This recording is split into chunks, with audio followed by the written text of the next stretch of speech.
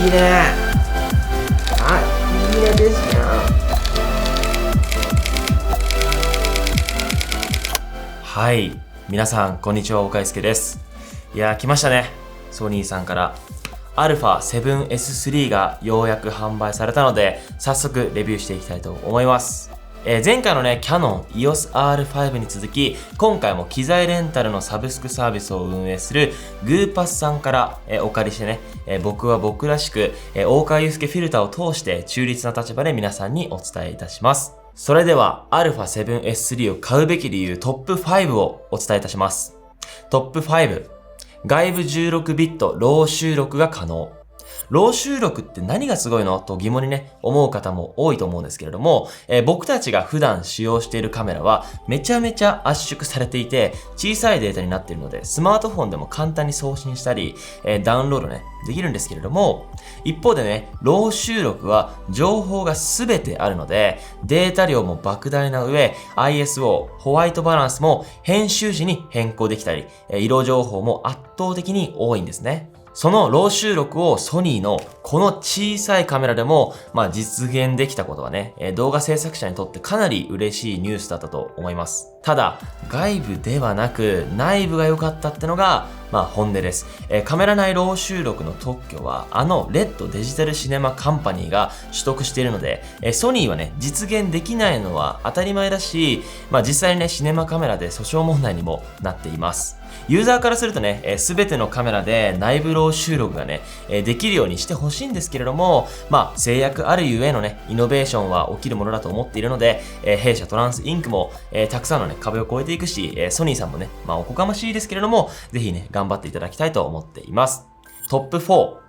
驚異の高感度性能。高感度性能がね、トップ4なのに違和感を感じた方もいると思うんですけれども、そうです。今回は YouTuber 兼 Vloggerの視点でレビューしています。僕はね、動画始めたての仕事が、ナイトクラブの撮影だったので、当時販売していた α7S2 ですね。もう欲しくてたまんなかったんですね。α7S2 から約5年を得てアップデートされた α7S3 の、高感度性能はね、健在ですと。夜の撮影は余裕でした。そして、この部屋で照明をね、焚かなくても、全然ノイズが出ませんと。α7S3 の高感度が、ここまで話題になる理由がね、実際に使用して今回分かりました。トップ3、S-Log 撮影時16ストップ以上のダイナミックレンジ。ダイナミックレンジはレッド、コモドでもお話ししたんですけれども、明るさの範囲を表すので、広ければ広いほどハイライトとシャドウのムラが出ず、綺麗なね、撮影が可能となります。ブラックマジックのね、ポケシネ 6K のダイナミックレンジが13ストップ。ここにあるシネマカメラが13ストップなので、α7S3 はね、もう驚異的ですね。コモドもちなみに15ストップです。トップ2、ここでまさかのです。バリアングルモニター。はい。α7S3 はですね、ハイスペックすぎて未経験の方を突き放してしまうように感じていたんですけれども、ちゃんとね、ここで YouTuber さんとか Vlogger さんの配慮を忘れないバリアングルモニターと、もうソニーさん大好きです、これは。はい。α7S3 の重量が、少々お待ちくださいね。こちらね、コモドでも使用させていただいたんですけれども、この GH5 とか Canon R5 とか、ブラックマジックとか、比較があるんですけれども、α7S3 って 614g なんですよね。他社よりも最も軽いのにハイスペックっていう、もうソニーさんはすげえなっていうのが正直な感想です。マジ軽すぎる。なので、バリアングルモニター、自撮りがこの軽さ、ハイスペックでできるので、Vlogger さんはまずこれを買いましょう。それではトップ1。4K の120フレーム、10ビットの撮影が可能です。8ビットからね、10ビットの撮影が、どれほど違うのか。動画ってね、これずーっとスケールさせるとピクセルっていう小さな粒があって、その粒の中に赤、青、緑の色情報があるんですね。8ビットは色の数が約1600万通りに対して、10ビットは約10億通りあるんですね。8から10なので、そんなにね、大差ないと思ってしまうんですけれども、圧倒的な差があるんですね。そして僕がソニーのカメラよりも、キヤノキャノン。こちら。キャノンをね、結構使用していたんですけれども、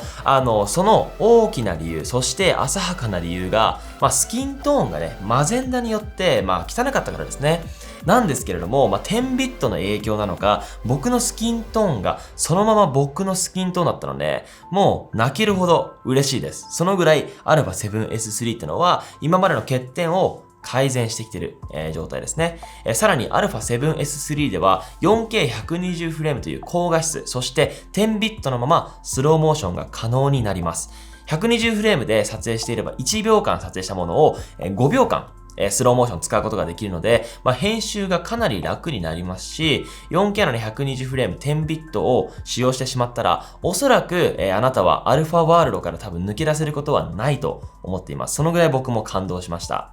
最後にね、駆け足になってしまいましたが、これだけは伝えさせてください。α7S3 という最強のカメラが発売されてね、多くの方が購入したということは、映像の綺麗さなど総じてクオリティが上がって、世の中のリテラシーも上がっていきます。そうなると、もはやスキルの勝負ではなく、作り手の思いだったり、物語がより重要になってくると僕は思っています。α7S3 を購入したいけど、購入できない方の方が圧倒的に多いので、伝えときますが、安心してください。クリエイティブよりも思い出です。僕はね、引き続き動画でより多くの選択肢を与えていくために、多くの機材をレビューしていきますが、動画の本質は綺麗な動画を撮るだけでなく、皆さんの思い出が世代を超えて残っていくことだと思っています。ぜひね、この動画を通してそのきっかけ作りができたら、本望です。そして僕がね、運営している動画コミュニティとか動画スクールもぜひ覗いていただけたらと思っております。今日はね、最後までご覧いただきありがとうございました。